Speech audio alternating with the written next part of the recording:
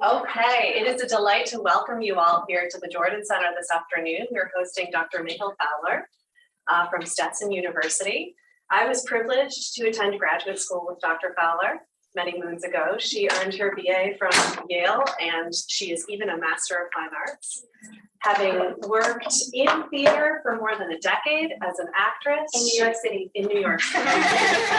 Nowhere you've ever heard of. Hence, left acting. She had a different life that I think brought her closer to the one that she studies now than perhaps those of us who did not have those experiences to get. She studies theater in Ukraine. Her first book, which it is a delight to teach, and I do frequently, is Beaumont on Empire's Edge, State and Stage in Soviet Ukraine. And she is an associate professor of history at Stetson University. And we will turn the floor over to Dr. Fowler. Thank you so much for being with us. Thank and you so much. To all of you. Thank you so much. Thank you to Anne. Thank you to Sasha for all the organization. Thank you to IT. And thank you to all of you for sticking it out for 15 minutes in a very hot room. Like, I'm already sweating, so I apologize. And thank you to all of you for being here. It's actually really rare since last February that I get to talk about my research.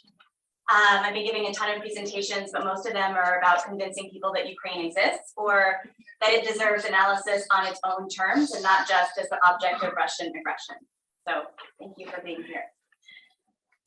So how do we tell the story of a war? That's what this talk is about.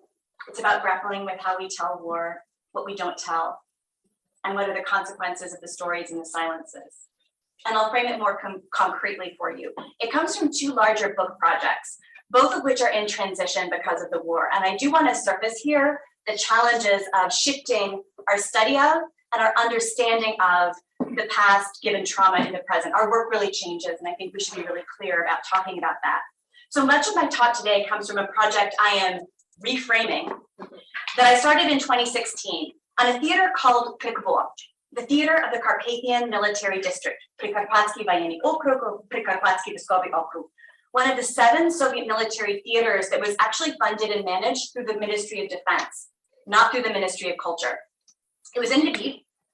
It's still a theater today, although obviously not a Russian language theater funded by the Ministry of Defense, but a Ukrainian language theater funded by the city. It's called theatrical, for those of you who might know. And it posed a really interesting puzzle for me.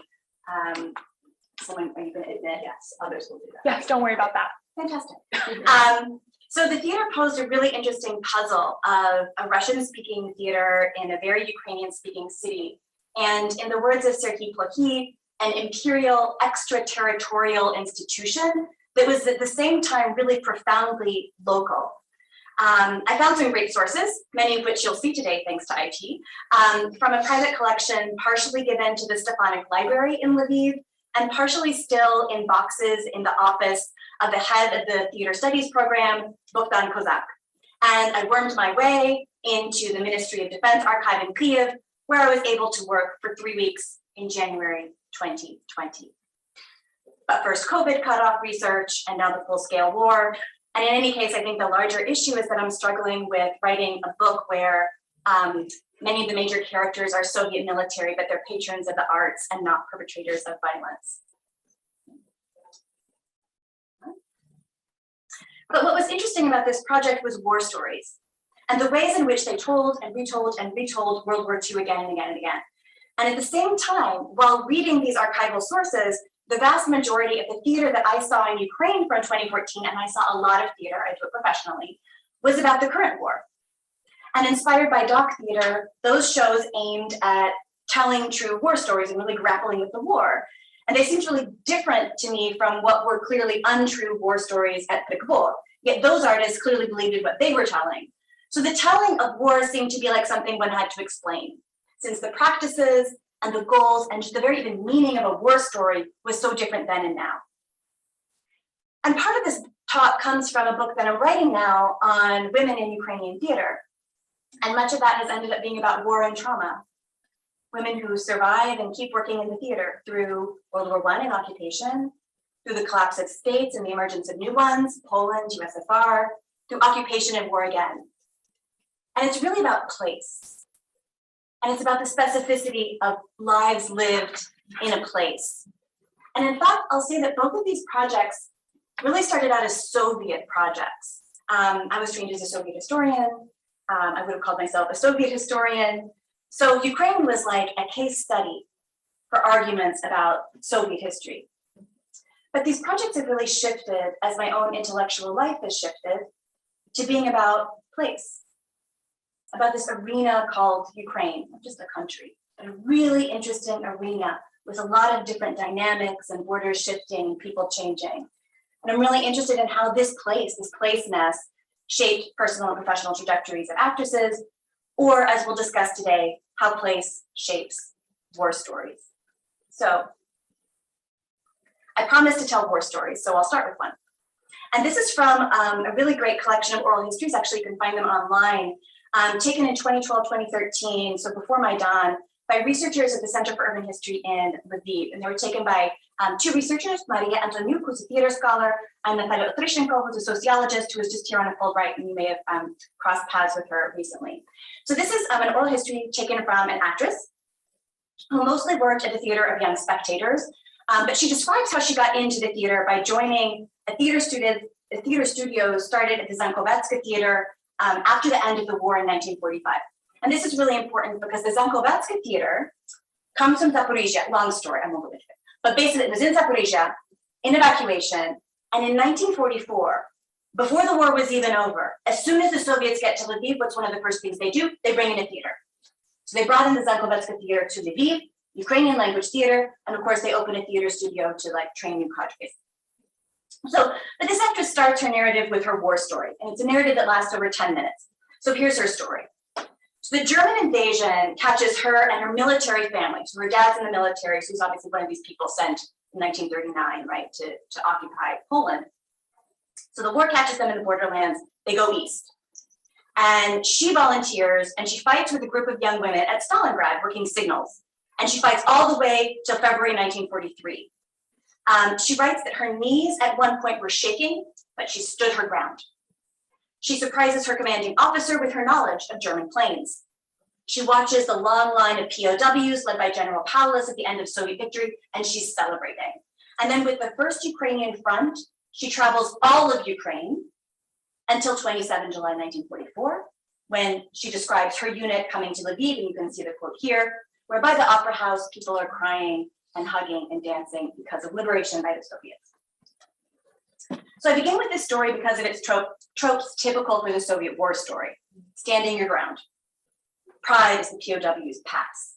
The relentless teleological dynamic towards the West and victory. It also has all the tropes necessary for a Soviet war story about women, by the way. Plucky, brave girls who know their planes. But it's really noticeable for what is missing. Later in the interview, we learned that she was really nervous about her audition for the Zankovetska Theater Studio because she'd actually lost her hearing at Stalingrad for 10 days. So her voice kind of wasn't working quite right. She was deaf for 10 days. And we don't delve into that physical trauma, which obviously must have had an effect on her. We never hear about her family. She arrives in Lviv alone. She says she has nowhere to go. She has no one to go back to, right? And that's why she stays in the city. So obviously her family didn't survive. And finally, we're missing the larger context. Surely not everyone was dancing with the Soviet liberators by the Opera House in 1944. For many, the war didn't even end in 1945. As you know, Lviv was Lviv. It was part of Poland until the Soviets violently invaded in 1939. And many assumed that it would revert to Poland. Why would it not? But this story perfectly captures the accepted tropes and absences of the genre. And it's not to say that this actress is like attempting to tell her story in the genre of the Soviet war story, but her narrative reflects the way that Soviet society came to understand the war. Plucky girls, not scared women. Liberators, not conquerors. Victory, not loss. And this war story is a really good example of memory of war in the Soviet context. David Hoffman explains how personal memories could actually resonate with official memory, even if it was different. Sergei Kelchik notes that everyone knew like which stories you could tell at home and which stories you could tell in public, but both coexisted. But what does official memory do to personal memory? In fact, theater scholar James Thompson writes that there is a desperate search for structure during and after violence. but that the need for clarity, quote, may result in glossing over the incomprehensible, reducing the complex and contradictory experiences of people to overly neat stories of tragedy. War stories need to be told, he argues, but they will always be told using the tropes, characters, and formulae of the dominant tales circulating in the context. And in the Soviet Union, as we know, these dominant tales dominated. They were frames that made a template for understanding war. And one of these places these tales dominated was the theater. In case I need to say it for this audience, theater was a fixed point on the cultural infrastructure of the Soviet Union, and it was a central place for the creation of meaning, right? Not only for the creation of meaning of revolution, the meaning of what it meant to be Soviet, but also the meaning of World War II. And that's really important. It's not true everywhere. It's not true in the United States, for example. There's a lot of really great work on theater during and after the war, but here in the United States, really it was film, right, where the idea of war is created, right? We think of like William Wyler's The Best Years of Our Lives. But in the Soviet Union, really, theater is a place where meaning is made. And this theater is one of those factories of making meaning from war. The theater of the Carpathian Military District, or Postwar. Postwar, by the way, was a real theater. It was not an amateur theater, not a theater just for soldiers. It was a real theater. It was founded in 1931 as the theater of the Kiev Military District, and it was the third theater to follow the model of Moscow's theater of the Soviet Army after the theater of the Baltic Fleet. It was led by a guy named Yefim Lishansky, who taught at Kiev's Theater Institute and had studied with both Yevgeny Vakhtangov in Moscow and with Ukrainian theater star Las Kurbas in Kharkiv. And really interestingly, he also had some connections to the Yiddish theater, and he started a Yiddish theater division at the Theater Institute in Kiev. So in 1941, the theater is evacuated, but it's soon stationed in Engels on the Volga, which is the operational base for the Stalingrad front. And the theater really served on the front lines. So these amazing handwritten frontline newspapers in the theater archive in Kiev that talk about really the actors in the bus, moving through the mud, performing literally with gunshot, in earshot. So they really were performing on the front lines. Several artists stayed with the theater once it was the theater of the Odessa Military District from 1944. Oral histories tell us how the theater, and I think it's because probably thanks to Zhukov, they had some resources, was one of Odessa's finest. But in 1954, in honor of the 300th anniversary of the joining of Ukraine and Russia, and more importantly, to bring Russian language culture to entertain the vast military and technical personnel now working in Western Ukraine, and even more importantly, I think, to bring Soviet power definitively to these newly conquered regions of Western Ukraine. And let's remember, the Ukrainian nationalist movement was very, very active in this region well into the 1950s. The theater was moved to Lviv on January 1st, 1954. And of course, once in Lviv, after the war, World War II was its bread and butter. Telling war stories was central to the mission of the theater. And the artistic staff seemed to have embraced this goal. These are all photos, by the way, from the collection of Bogdan Kozak. And we see here a lot of the actors associating with members of the Upravlenia and the military administration of the district. They did perform for civilian audiences. They performed for civilian audiences in Lviv whenever they were on tour in the summer. But many of their performances were in garrison towns throughout the military district, in clubs or in makeshift stages, as we see here, outdoors. And I will just say, I used to do Shakespeare for schools when I was at New Jersey Shakespeare Festival, so I'm very familiar with like traveling in the van to do the show. And one of the things that really shocked me about the materials in the Ministry of Defense archive was how much they worked, right? Meet at the van at 4 a.m., go to this place, do the show. You know, ladies, get up, take off your makeup quickly because we got to get back in the van because we got to get back to do a show in Lviv. They were actually going through the military district. Here they are on tour, actually, in 1959 in Czechoslovakia. And mostly they told World War II stories, not all, but most of their repertoire was about World War II. And although this corpus of military literature, and it really is a corpus of military literature, right? There's really sort of a series of playwrights that are writing all these plays about World War II. It is rarely performed now, although it is performed. I'll get to that at the very end of the talk. But it was ubiquitous in the post-war period. And not only in these 7 military theaters, but actually it was performed in regular civilian theaters as well. And the writers were generally themselves veterans who started writing some kind of reportage in frontline newspapers, maybe some kind of wartime fiction. And then they sort of worked their way up through the Writers' Union, telling stories of devotion, sacrifice, moral courage, and patriotism of the Soviet people. And the message of these stories merits a pause. There really was a message. They've talked very, very openly about this. These war stories were not meant in any way to actually narrate the war, but you weren't going to learn the facts of the war from these plays. They weren't meant to create catharsis. They were not even meant to encourage hatred of fascists. These stories were meant to conjure up emotion in the audience through their portrayal of the goodness of the Soviet people. So the 1956 play Fortress on the Bug, for example, told the story of the defense of the Brest fortress in summer 1941 in this one particular garrison that fights to the death to defend the line. And the point is the heroism of the defenders, right? Not the aggression of the Germans. Leading actress Zina Dikaryova, who's actually pictured here with her hair up in the bun and the camel coat, she notes about a different place. She says, well, I'm so glad people are going to come. And for those who really fought in World War II, I'm glad it will be a kind of illuminated remembrance of the war. So a play about the war is not reminding audiences of trauma, but it's an illuminated remembrance, good memories of a time filled with heroism and filled with moral courage.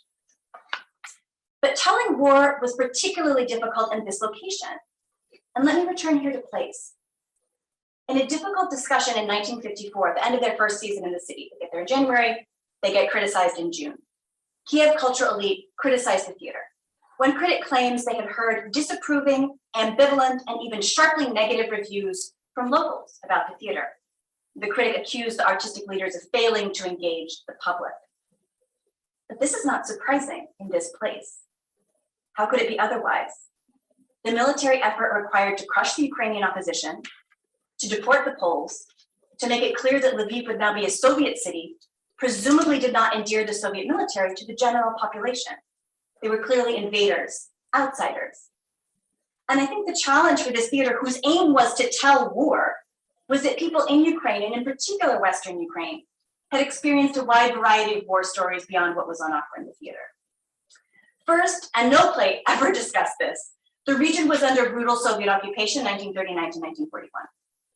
No one ever talks about that, but obviously everybody experienced that. Second, the Nazi occupation was particularly devastating here. The Jewish population was murdered almost entirely, often with the collaboration of locals, and this experience changes society, fundamentally changes society. Third, the Ukrainian nationalist underground, so OUN, Organization of Ukrainian Nationalists, created in Poland in 1929, and its sort of paramilitary successor UPA, the Ukrainian Insurgent Army, in 1943, was very active in this area, right? And as I said, into the 1950s. As was the Polish nationalist underground, right, in Volyn, just to the east of Galicia. Finally, the population exchanges, that is forced deportations of Poles to Poland, Ukrainians to Ukraine, affected local communities deeply. This was a place where it was not just Nazis and Soviets. It was a host of other stakeholders in war. And I imagine that this multiplicity of stories made the reception of these plays different here than, for example, at the Central Theater of the Soviet Army in Moscow.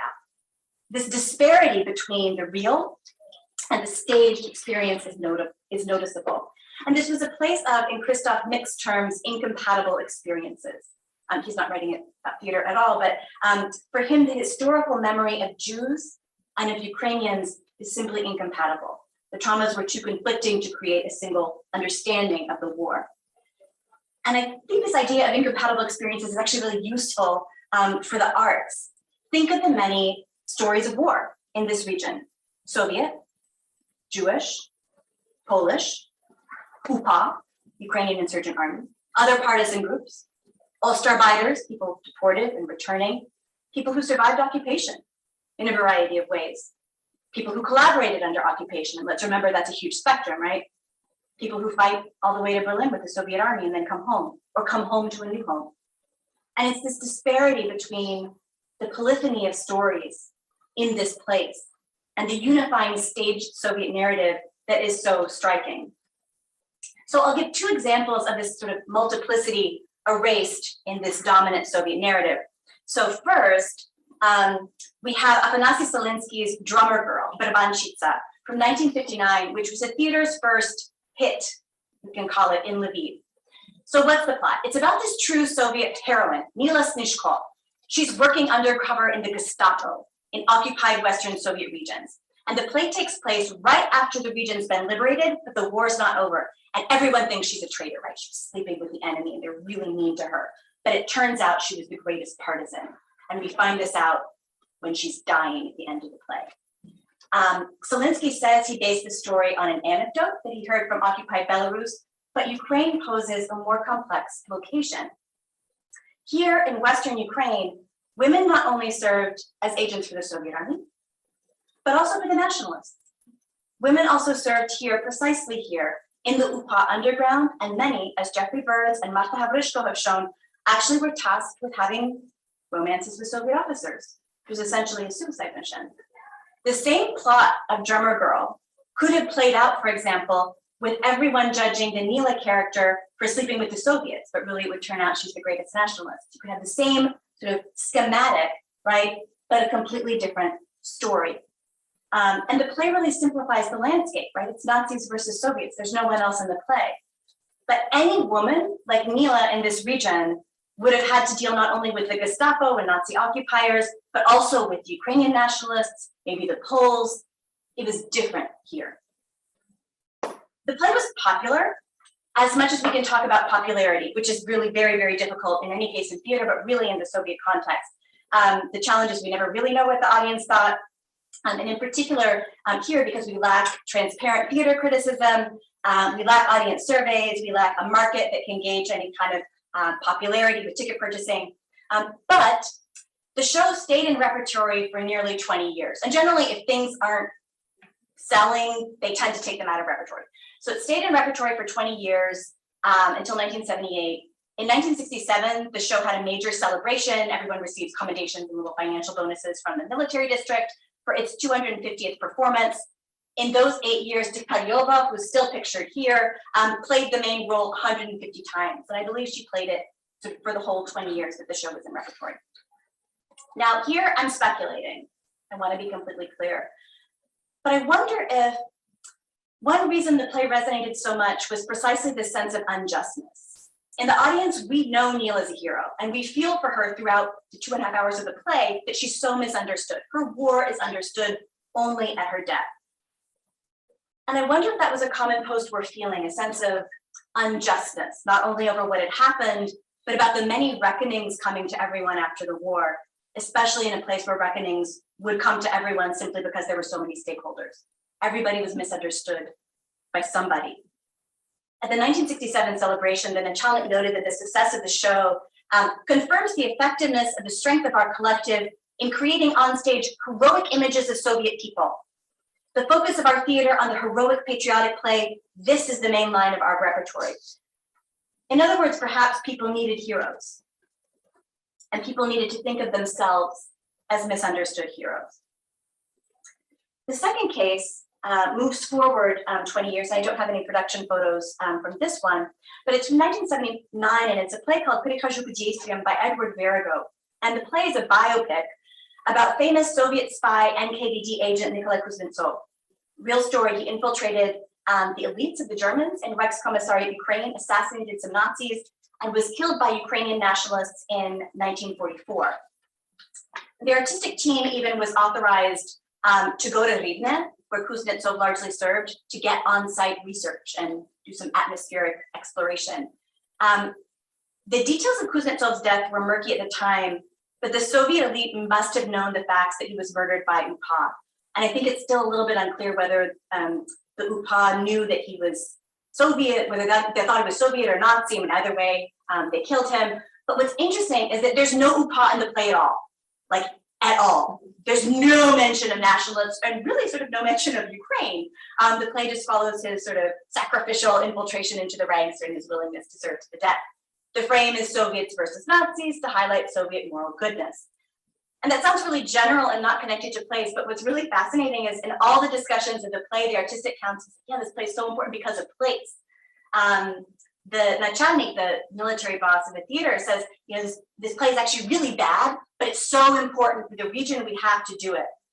And one of the reasons was that the show was supposed to commemorate the 40th anniversary of the union of the Western Ukrainian lands in one Ukrainian government, i.e. 1939. and the 35th anniversary of the liberation of Ukraine from the German fascist invaders, 1944. So the Kuznetsov story was a local story because like he was assassinating Nazis in Lviv, but it also was a local story for making this connection between the local region and the USSR writ large. Again, what the general population's response was, we don't know. But this area, and Lviv specifically, was a center of UPA resistance, and it really touched people. One finds it coming up in bios a lot. For example, Kiev actress, Soviet celebrity Natalia Ushvi had a brother killed in 1943 by UPA. Like many, she also had a sister performing theater in Lutsk under Nazi occupation. She also had a sister living with her parents in Volyn, and her parents were keeping her, Natalia Ushvi's, kid, Michas, during the war. Her real war story reflects the region's multiplicity of stories, right? Killed by UPA, performing under Nazi occupation, the kid with the parents. For audience members watching the show, they might, like Ushvi, have had a family member killed by UPA, or someone who served in UPA.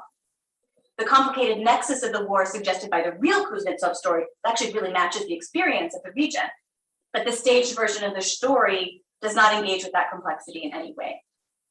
So these are two examples of war stories simplifying the frame, really by erasing place. So what are some real war stories? The challenge with real war stories in Ukraine is that often they do not fit standard frames, standard dominant tropes. They all seem to sort of move between collective memories. So I'll offer one example. This is another Lviv actress in an oral history taken in 2013. So she starts here with her war story. It's a wonderful quote, so I had to include it here. She survives under multiple occupations, the Germans, the Russians, the Germans, the Russians, and so on and so forth. That's her war story. But her real war starts afterwards. After the war, she studies at that very same Zakovetska theater studio as our first actress. So she studies in the theater studio, she meets a guy, they get married, it's all great. In 1949, her husband is arrested. He's suspected of Ukrainian nationalism. He comes from a family of priests, they've all been arrested, he's arrested. She travels every month to Kiev to visit him, and she has this wonderful detail. She says she didn't have proper winter boots. It was so poor after the war, she didn't have winter boots, and her feet were so cold when she was going to visit her husband in Kiev. He finally signs a confession, admitting to anti-Soviet agitation at a collective farm. He's never once been to a collective farm, and he's sent to Kazakhstan. After several years of deftly evading arrest in Lviv, she spends 2 nights here, 2 nights there, 2 nights there, 2 nights there. The KGB just kind of can't catch up with her. She actually just joins him in Kazakhstan. And after his official camp sentence, he's involved in construction of the Baikonur Cosmodrome, and she works with him. And then eventually they return to Lviv, and she ends her career in the local puppet theater. So in Ukraine, the violence of the war flows into the violence of the post-war period of Sovietization and eradicating Ukrainian nationalism. So hers starts out as this sort of Soviet war story, but then it moves into this Ukrainian nationalism story, and then it's the story of Soviet industry, and then somehow post-war puppet theater. It's all multiple frames, all of which have their assumptions, their tropes, their dominant narratives, and altogether, it's actually almost hard to follow. It seems like this sort of 16th century picaresque story, but it's one war story and it's real. And real war stories from Ukraine are really characterized by this multiplicity of frames. Prikvo artistic director Anatoly Rotenstein, for example, lived with his mother during the war outside Kiev. They were Jewish. They lived outside Kiev, they survived, and he joins the Soviet army in 1943 when the Soviets liberate the city. That means they survived the Holocaust. You're Jewish and you survive in Kiev until 1943, you have survived the Holocaust. But nowhere, ever, have I heard anyone mention him as a Holocaust survivor or read about him as a Holocaust survivor. Yet that frame is clearly part of his story, right? You could imagine a story of him surviving 41 to 43, right? That's a story of Holocaust testimony, right? But we never put him in that frame. Many actresses from Prikvo lived under occupation. Zinaida Dikaryova, right, the star of Advanchitsa, she survived with her grandmother under Romanian occupation outside Odessa. We know no details. Her biographer simply says her childhood ended and then moves on. Another Prikvo actress worked for the Germans in Zaporizhia. Another survived in Crimea under occupation. So rather than the glamorous Mila and the sexy dress, or the stalwart Kuznetsov assassinating Nazis, they were everyday survivors. What was their story? So to look beyond the telling of the war story to the true war story, we can put multiple narratives together and see what we get. So here's an example. So I'm beginning with this late Soviet memoir of Soviet-Ukrainian actress born in Habsburg, Galicia, Sofia Fedortseva. She's an actress at the Mayhill Theater. She's a really big actress. And so she was able to leave Kharkiv on one of the state-sponsored trains to Central Asia. And she writes about how not everyone could evacuate. Actor Mikhailo Pokatilo's wife, for example, was unable to travel since she had literally just given birth and was lying in the hospital. And Fedortseva's memoir kind of never returns what happens to those left behind. Once evacuated, she works at the radio station doing these morale-building broadcasts, and she glances over her text and she reads Ukraine and she becomes emotional and she writes, "Ukraine, where is it? Where is my native Soviet Ukraine? It's ruined, it's plundered by the enemy. There in Ukraine, my child remains." In 1943, all the artists learned that Kharkiv has been liberated, and she says she's so glad because she can go home to native Ukraine and she can find my daughter in Lviv. So in the space of 2 pages, she's mentioned her daughter twice. And later she explains that she left her daughter with her sister, Maria, a Polish opera singer in Lviv. And she says, I left her with her before the war. And I think she means before the war as understood in the context of Soviet memoirs, where the war starts in 1941, not 1939. In other words, the Soviets occupied Lviv in 1939. So now she and her sister are in the same country. So when she goes on tour in 1941, she could leave her daughter with her sister. Then Fedortseva accounts how she's at a party in 1944, and star hack playwright Kornichuk notes she seems really sad. And he says, but soon Lviv will be ours.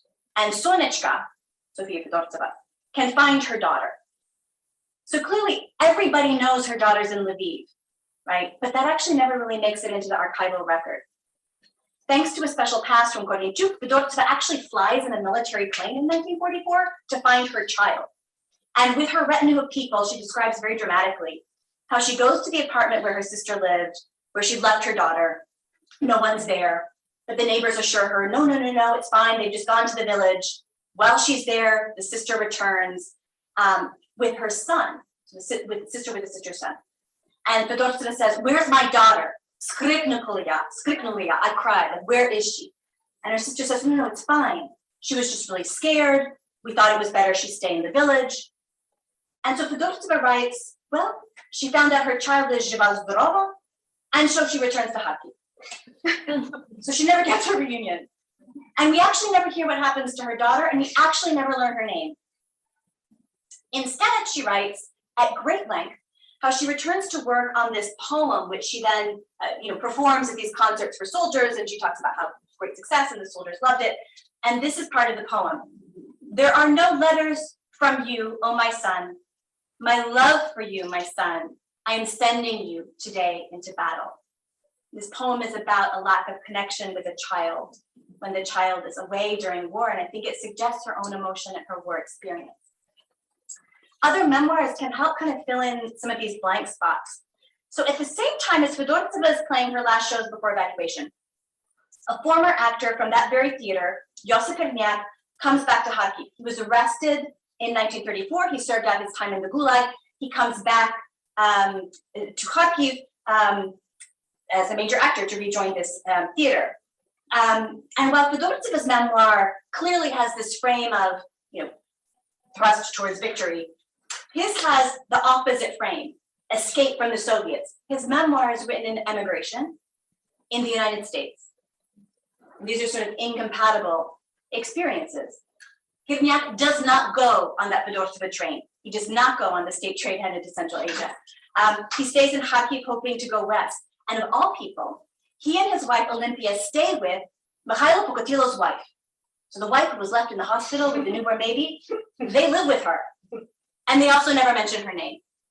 But they stay with the wife and the baby until February 1942, when Khirniak says they leave, and he writes, the Second World War became my life raft. They go on, they go to Lviv, they do the first ever Hamlet in Ukrainian in the opera theater, a stone's throw away from the ghetto and the Yanoska concentration camp. But let's return to Pokatilo's wife, never named. In fact, Mayhill Pocotilo never returned to his nameless wife or child. He hooked up with another actress doing theater and evacuation and on the front lines, and they stayed together forever. If you look on the internet, actually, they had a very charming and cute love story. But who was Mayhill Pocotilo's first wife? This easy narrative of falling in love doing frontline theater obscures the reality of the wife not only left behind, but abandoned. And we never learn what happened to the child. And probably there's someone who knows, but I cannot find her name. And surely Pocotilo's wife has her own war story. While Fedorceva's memoir account suggests a one-way dynamic, no other choices, barely lingering on those who stayed, Khizniak's memoir adds this liminality of war. And I really think the line separating these two fates was not so clear. Surely Fedorceva worried about her daughter. She could have made a similar choice as Khizniak. I'm going to go find her. I'm going to go get her. But she doesn't. For Khizniak, the war was a life raft. And it was. It saved him from the Soviets. Part of his story was the first ever Ukrainian Hamlet. But for those a few minutes away, the war was quite simply the destruction of their entire world. It's as if the Hamlet and the Yanovska camp are in entirely different worlds, but they're both part of the same war and they're in the same place. The stories are at odds, they're different. They're one of destruction, one of creation. Fedorceva never mentions her daughter. Khizniak never mentions the Yanovska camp. No one mentions the name of Pocotilo's wife. Yet in this multiplicity of stories may be what the war was in Ukraine. And it may actually be what Ukraine gives us to our understanding of the ways that diverse societies undergo trauma. Obviously, the inability to tell a true story about World War II raises a question about the telling of the current war. From 2014 to 2022, there were many war stories performed in the theater. From Anastasia Kosodi's Time Travelers, which questioned the beginning of war, to the doc theater project Horizont 200, about knowing and not knowing Donbass. Both of those shows were actually at theatrical, which is the current incarnation of Prikvo, which is very fascinating. To Natalia Vorozhbits, Bad Roads, Kohani Dorohi, now a film. The responsibility and opportunity to respond to the war was very much felt by Ukrainian artists, particularly the younger generation. But what about this phase of the war? The Kherson Theater, so the Kulish Theater in Kherson, has already made a play about their experience both under occupation and escaping Russian-occupied Kherson. A lot of the actors and the main director, Alexander Kuniha, of that theater, had these sort of incredible stories of escaping from Kherson, and they made this play about it that is now being performed all over Ukraine. So Ukraine is telling war. And I think the sort of what those dominant tales are being created. We'll see how much multiplicity will emerge, how many different stories. But let's think about what stories are not being told. Going back further to 2014, the Donetsk Music and Drama Theater is still operating. There are even a few actors there who have been named People's Artists of the DNR. And their website lauds the fact that they were able to perform in Mariupol for the first time since 2014. And 9 years ago, indeed, Mariupol fiercely resisted Russian occupation and remained Ukrainian. Now this theater from the DNR performed there actually a very strange play from 1958 called Two for the Seesaw by William Gibson, which is hardly a war story. The Black Sea Fleet Theater in Sevastopol is still in operation. It is serving the troops in Russian-occupied Crimea. With what stories it serves them, I cannot figure out, since their repertory performed in hospitals or directly to soldiers is not listed on a local repertory website. But on their main stage, there's nothing about war. This lack of war repertory is also striking at the drama theater in Luhansk, except for this one-off about Luhansk as a city of heroes. I will note that when I was sort of checking this this week, I found an article about a producer, not from this theater, but from Luhansk, who's created this very scary-sounding, immersive pro-war show spinning Russian propaganda that is now traveling throughout Russia. And in Russia, there are plays of war, even if not directly about this one. This month, you could see War and Peace at the Vakhtangov, or in March, at the Theater of the Russian Army, you could see the new production of Barabanchitsa, the Drummer Girl, the play from 1959 that became the touchstone for Prikvo. It opened the season last September. An audience member, Yelena, noted in the comments that everyone clapped at the end and stood up to support the troops. These are just production stills taken from their website, and this is the end of the show. You see Milos Fishko's dying there. But they have all these photos of World War II, right? And the audience members are standing, honoring the veterans. And the description of the play could be taken directly from 1959 in its explanation of the nравственность, the sense of morality that the play gives to the Russian audience. So I will be following with my colleagues the stories told and untold from the war today. I'm particularly interested in untold stories from, for example, the Russian occupied regions of Eastern Ukraine when they are liberated. How will we come to know their war stories? Because for Ukraine, I do think it's not only film, it's not only TV, but it is theater that will shape this and future generations' understanding of the war, their relationship towards Russia and towards themselves. This is a wonderful quote by Rosa Sarkisyan, who's a major director, and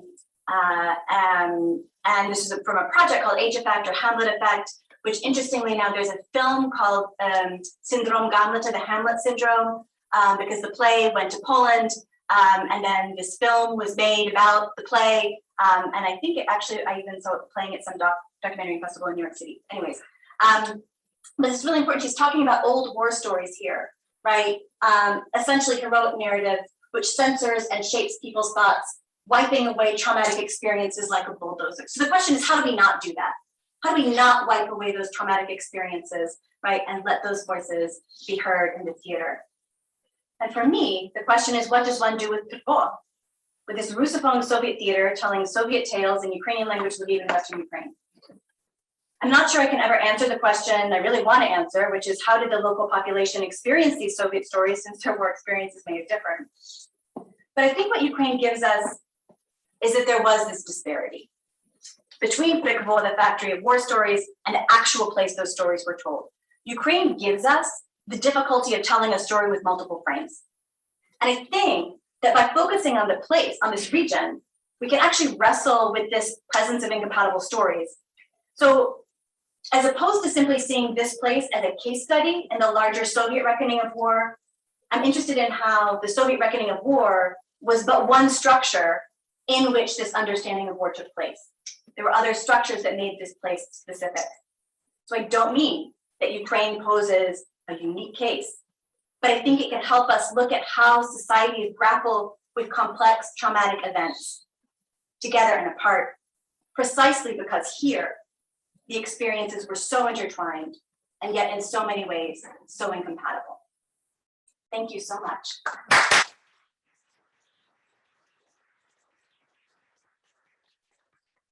Thank you so much, Dr. Fowler, for this excellent and fascinating talk. I want to open the floor up to questions. Oh, shoot. Yeah, but you want to just join the Zoom meeting? Okay, I need to join the Zoom meeting. Can I take a question? Yeah, just to get things absolutely. started. So can anyone, where shall we begin? Yes, please. Introduce yourself, please. Julia Skubitska. Do anything else? Sure. You just could it's not. Well, yes, at least university. Temporarily. Yeah.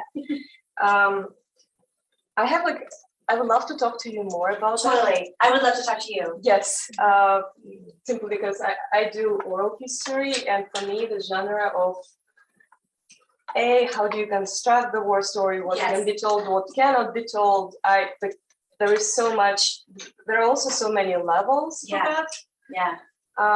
My question would be about this oscillation between muteness, maybe, and this kind of Polish heroic agent.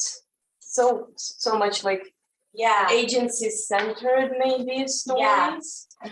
Yes. Because, well, I did research on the way that, for example, during the 1970s, Soviet authorities are trying to engage children into like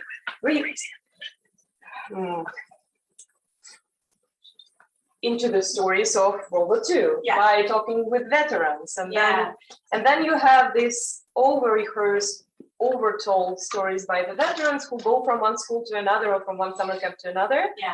And that's one storyline. And then if you ask people about what was happening in your family, and in your family, there was silence. There was a little bit of vodka on May 9. Maybe exactly. more vodka on May 9. But that was it. And it's really interesting how this process, and especially I feel that the war that is ongoing now, you feel so sharply that one needs to find, like, even like you start thinking of Heidegger, but you need to find a way to tell. You need a new language, literally. Yeah. So how do you build it? And for example, so I served as the project director for War Childhood Museum in Ukraine for 2 years. And for example, our goal was to tell different war stories, including the ones that come from the occupied territories. And we just could not. Yeah. Because that was it was security threat in many ways. Someone could have been prosecuted. Our exhibition could have been trashed. Yeah. Like, at least these two. Yeah. They just made it not so possible. Yeah. So I wonder about also the pragmatics of this. For example, if you bring up the UPA into the picture, could people just maybe fight could you start up a fight? Right. Literally. Right. I mean, I think so. There's like so much one could respond to, right? Sorry. No. So I think a couple of things that I think are really important in what you the whole thing, but like this idea of muteness and silence, and James Thompson is his theater scholar who writes a lot about silence and like how after trauma, you know, how do you bring out the silence, bring out the stories from the silence. So in every war, there's silences. In every war, there's things you just can't talk about, right? But it is particularly striking in this Soviet context that there's so much that people are silent about. And Sophia Diak actually, in reading an earlier version of this paper, said something that I've really been thinking about, which is maybe the common story is the silence. And actually maybe it's it's the silence that is shared, it's the silence that binds people. That everybody knows here it wasn't just Nazis and Soviets, but we don't talk about it, but that binds us all together. But that makes it really difficult for the historian. And it makes it really difficult for dealing with trauma. There's trauma that clearly that has never been dealt with, right? Yeah. What is the role of theater in doing that? Absolutely, right? You're not going to have some sort of doc theater play in 1945. You know, of course you're not, right? But this is what I think is so interesting about Ukraine and makes it so important is that, yeah, so what do? You can't tell these stories. You're not going to like have reconciliation in the theater, right? All of this, like, there's so much literature in theater performance studies on theater's reconciliation, theater's healing, and theater's catharsis. It's nothing to do with the Soviet Union, right? It's not a place of catharsis and reconciliation. But there's another really interesting phenomenon that I think we do actually find in stories of the current war and to theater in the current war, which is that for a lot of people, I think it kind of didn't matter what was on stage in the late 40s and early 50s. Sitting with people in the room was actually what was important. So the fact that that your story wasn't actually on that stage didn't matter. It was a story about war and something, and that was really, really important. Again, without documents that talk directly about that, it's all speculation. But I do think there's something in that. And also your comment reminded me of there's a project run by Natalia Vorozhbit and some other people called Class Act, which took children from poor regions in Western Ukraine and from the front lines in the East and brought them together in Kiev, the kids, 9 to 13 or 9 to 18 maybe, and they wrote plays. And they were directed by real directors and acted by real actors. And I got to see one of these performances. And what was so interesting is none of the plays were about the war. None of them. And I was talking with my friend Ira Chuzhanova afterwards, and she said, yeah, but why would we assume they would write about the war? Of course they wrote about no one loving me and my relationship with my mom and my cat, you know, of course that's what they wrote about. Why would we think that they would write about the war? And yet that in itself is a war story, right? What does it mean to think a lot about your cat and your environment when you're on a frontline region, right? So yeah, I don't know that answered anything, but I certainly thank you for coming. Thank you for this incredible talk, and it was so rich and incompatible experiences in multiple frames, really stimulating for me. I'm Joan Newberger. So I have a question that I'm thinking about cinema, Yeah. and I'm thinking about the difference between Soviet cinema from a Russian point of view, and on the one hand, and also about the different places, right? Yeah. And also then the chronology, because so my first part of the question is what happened in the 60s? Yeah. Because then everything changes, right? In terms of the kinds of stories that are being told in film. Yeah. And I don't know if that's also true in theater, or if it's just Russian Soviet film that is changing. Yeah. And the way it's changing is showing stories of trauma. Yeah. No heroism of fighters, no. Yeah.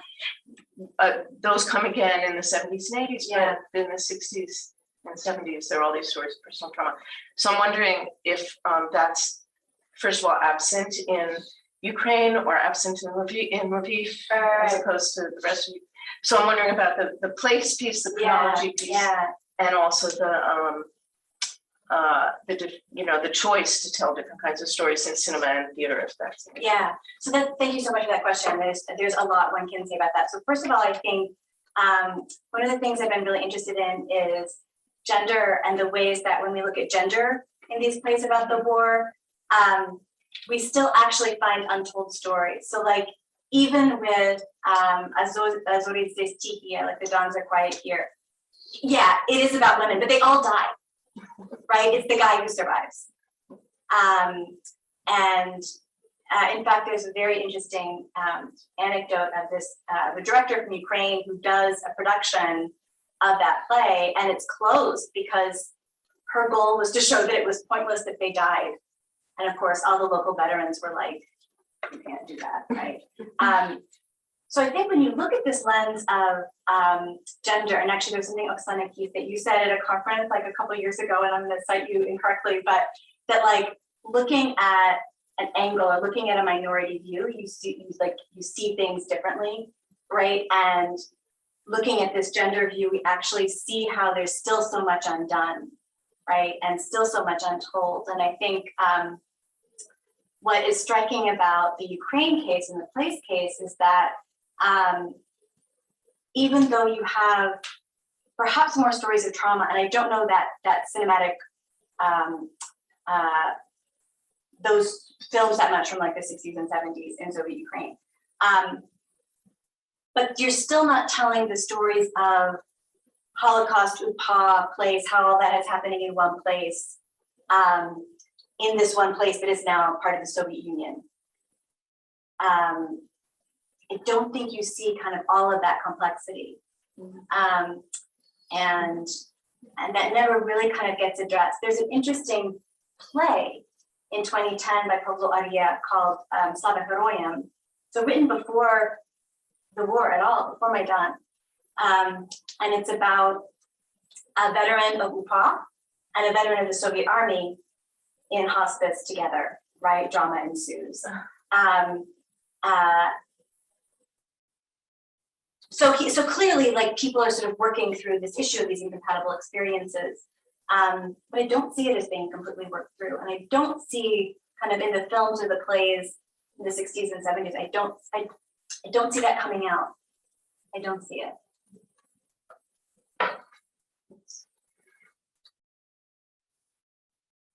Yeah, Kash. I have a question. Hi, I'm Kasha. I'm a first year with the Russian and Slavic department.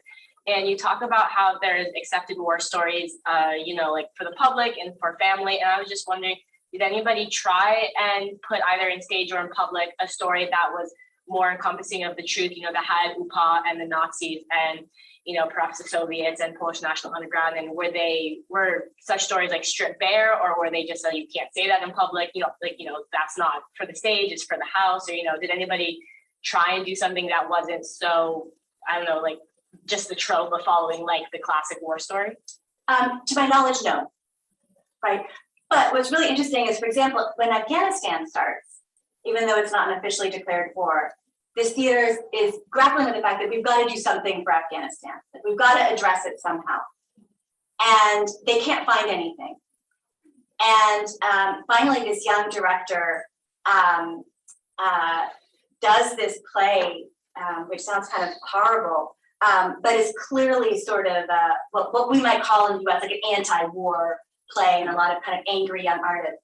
And the artistic council just loses it, and they say, you cannot stage this. Like, we are a heroic patriotic company. You can't be like, who do you think you are, right? And so nothing happens with that production. And they try to stage some other play, and one of the members of the military district says, yeah, it's occurring to me that like we had like hundreds of plays during World War II, but we only now perform 2 of them because they were all really bad. Like, it's actually really hard to, so they can't find a language for Afghanistan, right? So I think this sort of, there is an awareness of what we can tell, what we can't tell, right? What we're doing with these stories, what we're not doing with these stories, right? But no one's trying to, air our intimate laundry in public. And in fact, there's a wonderful quote. I had a classic COVID experience where I had this memory of this memoir that I read when I was in grad school doing dissertation research. And at this woman's house whose grandmother was an actress in this theater. And so I emailed her and I was like, could you take photos with your phone and send them to me? Because I was like, this memoir is going to answer everything. Like, I'm going to know everything. I had this memory of this memoir having all of these answers, right, about the Polish sisters and what happened and whatever. So she does. Wonderful woman, Zodiana Ivashchenko, thank you so much. She took pictures and she sent me this, huge file. There's nothing in the memoir.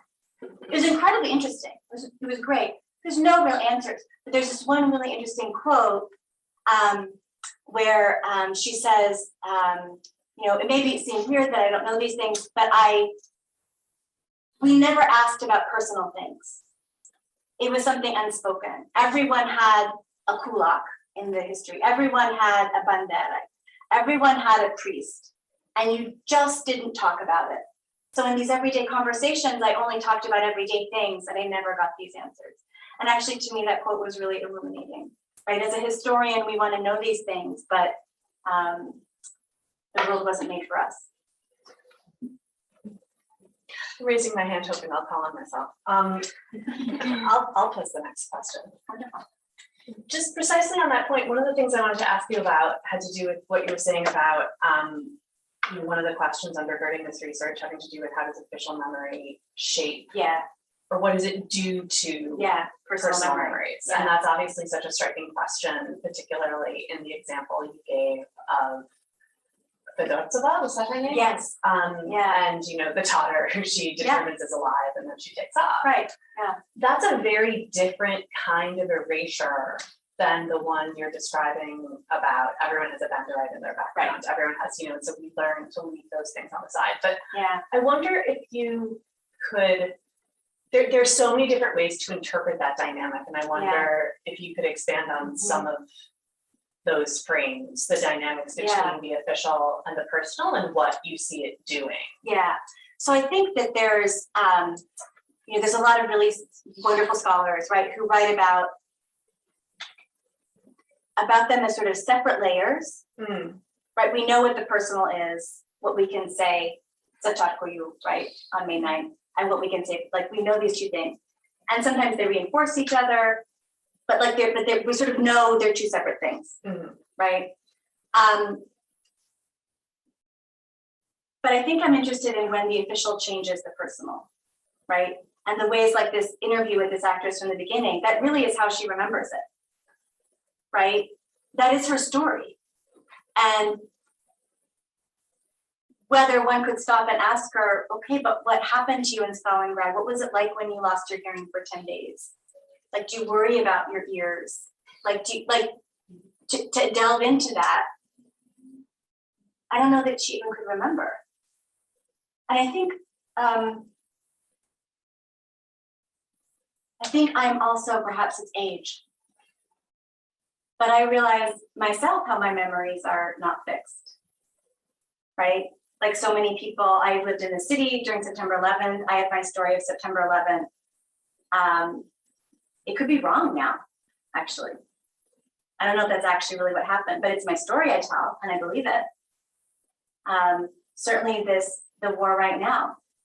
Even my memory of what was for us 10 p.m. February 23rd, I kind of remember it, but not completely. But I tell it a lot. So I think memory is really unstable, right? And it's that Maurice Halbach's thing of like memory is social. Like it's like you only have memory because you're like engaging with people, right? It's constantly unfixed. And I think that actually sort of terrifying when you think about the arts, because then you realize how powerful those narratives can be. If you go through trauma, you might not have control, right, over what happens to your memory. And some of the recent stuff that David Hoffman actually was discussing on a panel at ACs, but he was talking about like neurological stuff, right? And so I think there's this sort of weird thing of like like the memory actually changes, and then what do we do? But of course, there's also, culturally constructed ideas of trauma. Like I've noticed that you've been using the word trauma through this talk, and of course that's not stable either. No. Like what constitutes, and you impute to, I don't remember, was it Pedortseva who left the daughter? Did I get that right? Yeah. So I think there is an assumption of emotion, and there's an assumption of. She clearly, I mean, what is that? I just find that a fascinating moment that she's just sort of like, she's alive, I'm out. or not, or that's how she put it. That's you know what I mean? Of course. Like that actually, that in fact, there's some other thing that she doesn't, for some reason, she doesn't put in that account. And I think that actually that's sort of something I would say that's really hard about doing history of Ukraine right now, right? Which is that it's really, and I'm sure a lot of people in the audience understand this, right? That a lot of my thoughts on my project changed watching my friends go through war, right? Over the summer, and their decisions to stay or to go, right? It always had seemed to me really clear, like, yeah, you get on the Soviet trains away from the Nazis, right? That seemed to me totally clear, because if you stay, you're like, I don't know, complicit in the Holocaust or something. Sounds very naive, but really, I mean, that is Western training, right? And it became really clear to me that it's not like that, right? Your family's in the village, or you literally missed the train for some reason because people wait for you, or you did have a bad time under the Soviets and you don't know. Maybe it's better here, right? And that there's a lot of contingency and liminality, right? That made me think about these sources and this sort of moment of what people did during the war really differently. And I think also, maybe some of you had this experience too, I realized a lot more emotion. So it had never really, true confessions, and I'm a Ukrainianist. It had never really occurred to me how horrible it must have been. I mean, it had occurred to me, but on this sort of profound level of, for people who'd survived the war in Lviv, and then it became Soviet. I mean, and suddenly you're in this like world of unfreedom. That must have been horrible. And I don't mean to sound naive, but I think that the degree to which it's hard to escape from our own scholarly frames, right, is really important. And I think that there's a way that what has occurred to me, like in answer to your question, is there is a lot of assumption of emotion. Yeah, I'm assuming it was hard to leave her kid. I don't think it wasn't. Maybe she was difficult. I have no idea, right? I'm assuming it was hard to come back to work after the war. I'm working on a paper right now where Dina Pronicheva plays a pretty big role, and she is very famously a survivor of Babin Yar. She was also a puppet theater actress. And she goes back to work in the puppet theater after the war, the puppet theater, which soon moves into the Brodsky Synagogue in Kyiv. I assume that meant something to her. Like, I assume that was hard. I don't know. But I think that that is the challenge. It is the challenge of the sort of, how are we supposed to be objective historians? You know what I mean? We can't. And I think a lot of that kind of comes up, right? Certainly in the way that I'm reading my sources now, I wouldn't have read them this way 2 years ago, right? And I think in a way I'm working on this book on women in theater, and there's a way in which I don't care. Like, I think, what if we talked about them as having emotions that we might connect with? You know what I mean? Even though I might not quite have those sources and I'm not quite sure, but like, what if we did that? What if we really thought about what is it like to leave your kids and not know where they are, if they're alive or dead, for 3 years? Right? What is it like to come back to work in the puppet theater? Because I think already, people can correct me if you think I'm wrong, but I think that there are these narratives being created, I think, about the war in Ukraine right now, and I think that, you know, we need to stop and really, what was Azovstal like, right? What is life under Russian occupation like, right? We need to really sort of think about, where are we constructing, and maybe where are we not giving enough, not thinking about emotions enough, right? So I think that question of kind of emotions and what are we assuming and what are we not, do you know what I mean? Like, it's so interesting. Yes. And I have no answers. No, and you went in that direction, and I very minorly, for your utility, was really intrigued and wanted to connect the point you were making about the official and the personal, in that, in your reading of the drummer, the drummer. Yeah, Girl, yeah. and you know, like, we don't have these rubrics for assessing popularity. Yeah. But that this one spoke to people precisely, perhaps because it acknowledged the complexity of the wartime experience, and of that being a really interesting moment when it would seem that the perhaps personal experiences of the war were intersecting with and actually shaping the official. Can you, in terms of it stays in the repertory and these others don't? I think, I don't know that the personal shapes the official. I really don't. I really don't think it does. I think they're so beholden to Moscow. Do you know what I mean? And I think there's a difference in generation, right? I think that this generation of people watching The Drummer Girl, I mean, that's a wartime generation, right? This is one generation removed, but like, these are people who lived through the war. By the time you get to the 70s and 80s, they're making comments like, God, we've got to do these heroic patriotic plays because all the kids want is jeans. Do you know what I mean? Those are people who are having some like group experience, having lived through it, right? It's a different generation, right? And that's what Yulia is talking about, right? I mean, certainly with the sort of the ways that things change over time. We do have some questions from the chat. I'll turn to Natalia.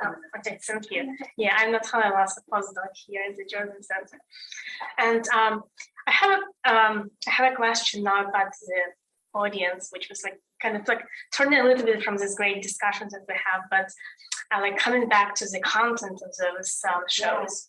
And what I found really interesting is that I think like in both shows that you discussed, this like particular Soviet hero as a traitor. He's not a traitor because he's undercover. He's undercover. Like so, this like very ambiguous kind of idea of a traitor and who is a traitor, like, and you know, like who's like to whom your loyalty belongs, you know, and it's like if it was like as an like ideal Soviet hero. It's kind of the war, right? Of the Second World War. Yeah. It's kind of like a strange hero, like the heroes that I wouldn't expect to find in those shows. So I'm very curious, like what you think about this character of the traitor and like what it tells us about the Soviet heroism and about their official memory of the war. That's so fascinating. I actually hadn't thought about that. Originally, they were like 3 shows I was discussing and I cut one, so Alright. the 2 traitors were left. But no, but it's such a great question. And the short answer is I really don't know, except that they give everything, right? They both are completely willing to give up their lives. They literally give up their life, but they give up their identity, right? They both know they're gonna die, really, right? And they're completely willing to do that for the motherland, right? And there's also this sense of like, I talked about with Nicholas and Shkolik, there's this injustice, right? They're not gonna get validation. Do you know what I mean? But they know inside they're doing the right thing. So it's this like inner, morality, because it's not about externals, it's not about external validation, but it's like, I'm willing to go to the death for the motherland, whatever it takes, right? And we do, so I think there's something about that. It's this like extreme, go to death. Kind of to continue with this, like what I like to clarify a little bit. I think what is kind of like strange for me is like those here are really individualistic. So like when we think about this collectivism about the Soviet Union and this, like the idea that like the collective is like so important. These, like, individual and now they really rely on their own kind of skills, on their like they alone. Agency. So it's kind of like very, very like kind of tricky for me to kind of to fit those type of heroes into what you expect from the collective Soviet Union. Mm-hmm. Yeah, that's a great question. Julia, do you have an answer?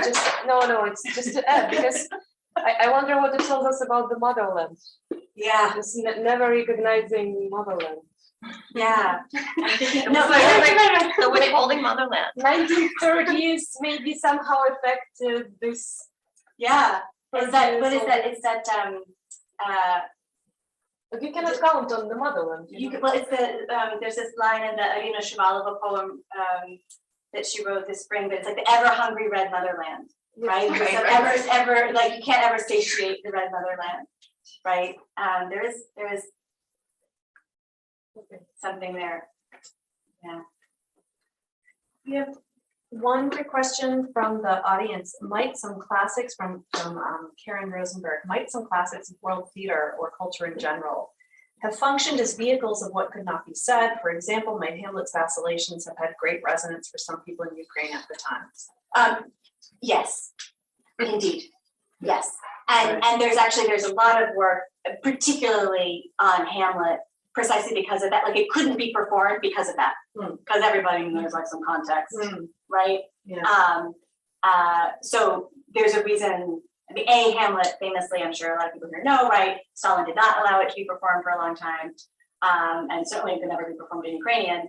And of course it could only be performed under the Nazis in Ukrainian, precisely because of the context, like everybody got this context. And certainly, absolutely, Hirtniak writes about this, everybody involved in this production who writes about it, yes, it meant more than just the words. And they obviously, they have to be very careful with any classic play that they're doing to watch out for subtext and context, that it not be misinterpreted, right? So, great question. Hi, I'm going to go back, I'm Ann Lounsbury. I'm going to go back again to this very interesting question about traitors. Yeah. And just thinking about it in sort of a larger literary narratological context, traitorship is very productive when it comes to historical fiction. Yeah. You often have, like in Pushkin, Captain's Daughter, Yeah. right? It's very, in narrative terms, I don't know so much about theater, but in narrative terms, it's just very productive to Yeah. have somebody who's liminal. Mhm. Walter Scott has Yeah. traitors in his sort of historical fiction that about kind of birth of the nation type stuff. So it's fascinating to see them appearing in this context. I think you're absolutely right, actually. I think theatrically it's very productive. But thank you for that. That never really occurred to me, but it's a great show. Yeah. Right? We actually know that from TV. Yeah. Right? But yes, it's very exciting to watch a character we know the truth, but we know they don't know on stage, right? That is theatrically very productive. Yeah. Yeah. Thank you. Like the Americans kind of. Yeah. Yeah, exactly. Kind of.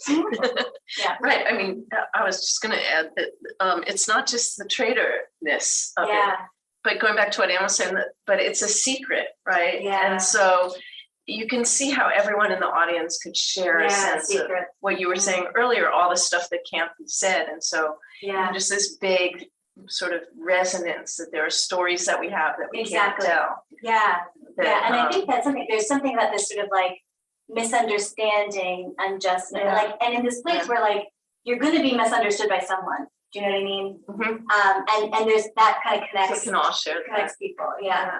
Yeah, that's fascinating. There's a question in the back and then you, Hi, I'm Jonah. I'm a PhD student in the history department and at the IFS. So maybe touching on some of this stuff about like duplicity and like these liminal zones. I was wondering, so we have like this notion of the official or like the official counterposed with like the private. And I was wondering if you consider, if you were able to work with or think at all or engage with like unofficial or like theater, because I know this is, or like kind of, this is around the time in the late 50s you get like samizdat and things that are beginning to exist. I was wondering if that, I imagine that would pose a very difficult source and archival challenge, but I was wondering if that came up or you got impressions or shadows of that at all and ways in which you might see what people were thinking. yeah, there's really not a lot of unofficial theater. There's just really not. It's really hard to do theater, it requires a lot of resources, and it can be really dangerous in Soviet Ukraine, right? When we look at the 60s and what happened to the people in the 1960s, who were kind of pushing a lot of those limits, it was ridiculous. So, for example, Vasil Stus, very famous poet, right, sent to the Gulag, died. Alochorska, major, beautiful stained glass, killed by the KGB. Right, this whole group of Shistidesiatniki who were really oppressed, attacked, and in some cases killed by the authorities. What is interesting is that there is a generation in the late Soviet period that in the context of state institutions are doing kind of different things. So for example, there's a very famous playwright, you want to know more about him, read my book, he wrote a couple of plays that were not allowed to be done for a while, and they were done in the late 80s, right? So theater students in theater school doing Narodny Malachi, the People's Malachi, for the first time in a really long time. It's in state theater school. It's not underground theater, but they were allowed to do it, and everybody knew it kind of meant something, right? But there aren't people in some basement somewhere doing an oppositional show. There just aren't. And that's one thing that makes it really interesting. Even in Lviv. Even in Lviv. Yeah. Actually, especially in Lviv. Interesting, yeah. Well, this was just wonderful. Thank you so much.